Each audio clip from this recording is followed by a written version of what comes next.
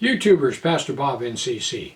Hey, I want to talk to you just a minute about a scripture in Mark 1, and this is what it says. And he, Jesus, entered into the synagogue, and there was a man there which had a withered hand. And they watched him, whether he would heal him on the Sabbath day, that they might accuse him. And he said unto the man which had the withered hand, Stand up, come here. And he said to them, that is to the Pharisees, he looked around at all the Pharisees, and he said, Is it lawful to do good on the Sabbath day or to do evil? To save life or to kill? In other words, get this scene. There's a guy there with a withered hand, and Jesus has him stand up where everybody in the whole place could see him. He's standing right there. And then he looks at the Pharisees and he says, Hey, is it lawful for me to heal this man on the Sabbath day? In other words, he's saying to them, if I heal him, are you going to accuse me of a crime?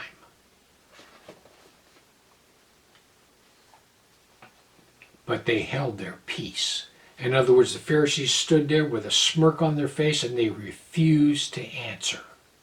They knew the truth, but they refused to answer. And Jesus looked at them with anger, being grieved for the hardness of their hearts. And he said unto the man, Stretch forth your hand. And he stretched it out, and his hand was restored, just like the other. The Pharisees, in verse 1, the Pharisees were the religious leaders. They were God's representatives on earth. But they could care less about the man and his hand. All they wanted to do was trap Jesus and find a way to accuse him. First of all, in that day and age, that was a farming community. That poor man that had a withered hand, you and I, we can't even imagine how difficult that made his life. Like if you or I today had a bad hand, like if you got crippled and hurt your hand, number one, we have prosthetics now where they can give you an artificial hand. You can do a lot of jobs in our day and age with only one hand. But this poor guy back in his day and age, that man had it rough only having one hand. His life was difficult. I mean, everything you went to do, you needed two hands. Pharisees could care less. They could care less about that poor guy. Just don't do anything on the Sabbath. And when Jesus asked them that question, is it lawful for me to heal his hand? When they didn't answer, it says he got mad. He got angry. You ever have someone, you ask them a question, and they know the answer. They know the true answer, but they don't want to say it. So they just sit there with a smirk on their face. That's what these guys did.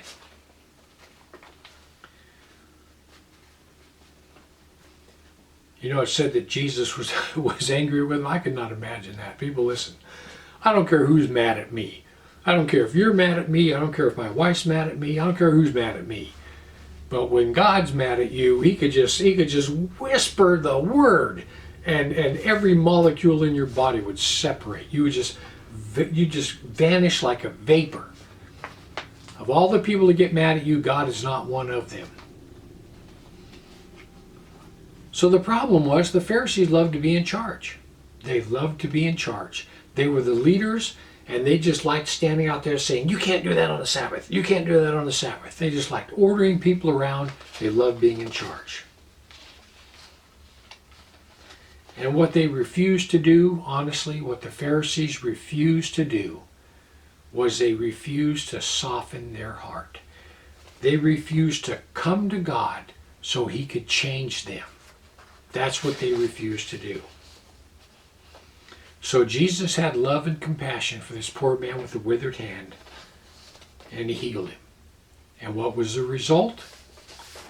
The Pharisees went forth and straightway took counsel. In other words, the minute he healed that guy, the Pharisees got with the Herodians and they made a plot to kill Jesus.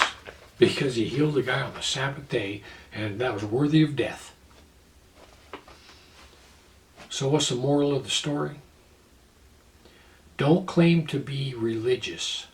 Don't claim to be a Christian, a representative of God, and not be in the process of admitting your shortcomings and drawing closer to God. That was the issue with the Pharisees.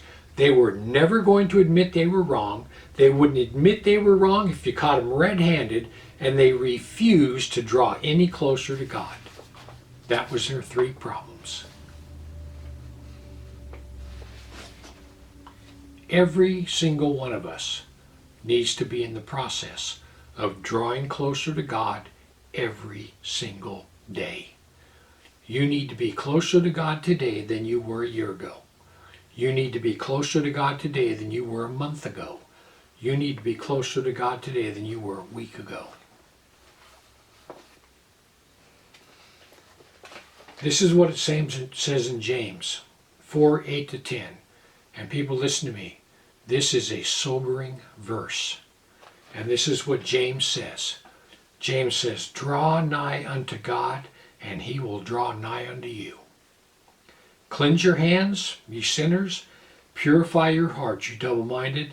Be afflicted and mourn and weep. Let your laughter be turned to mourning, and your joy to heaviness. Humble yourselves in the sight of the Lord, and he will lift you up. This is what James is saying. James is saying, listen, you need to stop what you're doing right now. Stop. Stop everything you're doing.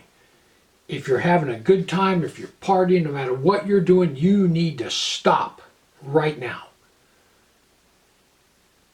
Now that you're stopped, you need to get quiet. You need to humble yourself before God, and you need to get right with him. He's saying, stop whatever you're doing. Humble yourself before God. And if you do that, God will lift you up. God will lift you up. That's exactly what the Pharisees refused to do. They refused to humble themselves before God. People, this is something that we can take out of this scripture in James. And that is, you are exactly as close to God as you want to be. That's what it says. You are exactly as close to God as you want to be. Listen, if you're not moving forward, right, you've come up to this point and you're staying right here. If you're not moving forward, the reason is because you are as close to God as you want to be. People, listen.